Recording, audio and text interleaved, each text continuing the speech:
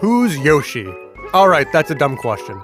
We all know that he's Mario's magical dinosaur friend, but defining Yoshi's New Island is a bit trickier. Yes, it's a sequel to the beloved Super Nintendo original, but what is it outside of that relationship? Honestly, it's impossible to separate those two games. Yoshi's new game is so similar to his old game that it splashes around in those 20-year-old memories without forging an identity of its own. That's not to say it's not a pleasant game, because it is, but Yoshi's New Island is also quite forgettable. Yoshi is the slowest dinosaur around. He can't even run. Now we know why his kind went extinct. His lack of fast locomotion dictates the pace of this platformer. The crazy dexterous challenges from its many peers are nowhere to be found here. Instead, exploration is the key. Sure, you may be able to make it to the end of each stage without any problems, but can you find every smiling flower? The sense of discovery is highlighted by branching level design. Walls that appear solid reveal their true nature when you come close to them, so be sure to poke your nose in every corner. Much of the appeal comes from exploring the twisty and colorful levels. The happy atmosphere is so infectious you can't help but smile. Yoshi's New Island is just a nice place to spend some time. Yoshi isn't that mobile, but he can hover. And if I mentioned his tongue, it's kind of gross, but very useful. You can gobble up just about any enemy. If your intestines are up to the task, poop out a proper egg. Yoshi is a fine egg tosser. Stun enemies and reveal secrets by throwing unhatched Yoshis willy-nilly. And if you run out, there are usually more eggs nearby. So you don't have to aim that well to progress, and there's really not much challenge elsewhere either. That's great for people who would rather reach the end without any real obstacles, but it does make for a ho-hum adventure.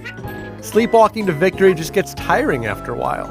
And even though you can replay levels to find every hidden item, there's not much motivation to do so. There's a little variety, though don't expect many thrills from the detours either. For instance, when you jump into psychedelic doors, Yoshi transforms into a sentient vehicle. Tilt the 3DS to maneuver the jackhammer or submarine through tight tunnels, and nab as many coins as you can. These sections provide a nice enough change of pace, but stiff controls eliminate any potential joy in these mechanical transformations.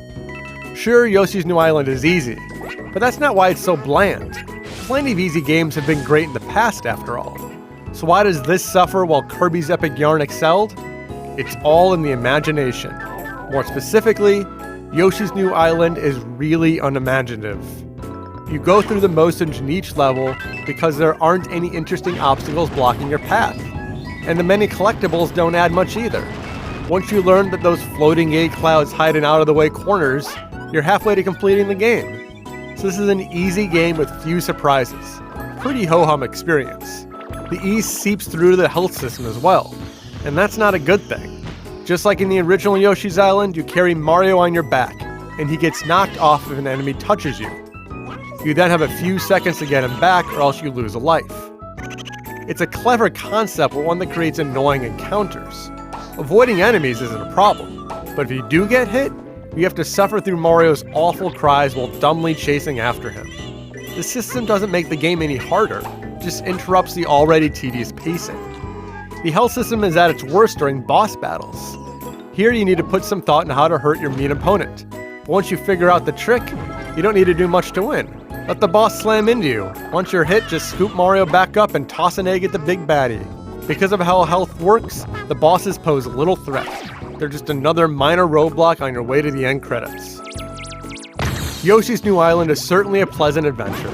It's colorful and welcoming, and even though its best elements first surfaced more than 20 years ago, it's still fun to explore the branching worlds. But the game lacks a real identity and never presents interesting challenges. Yoshi's New Island works as an introductory platformer, but otherwise lacks the excitement that would make for a gripping adventure.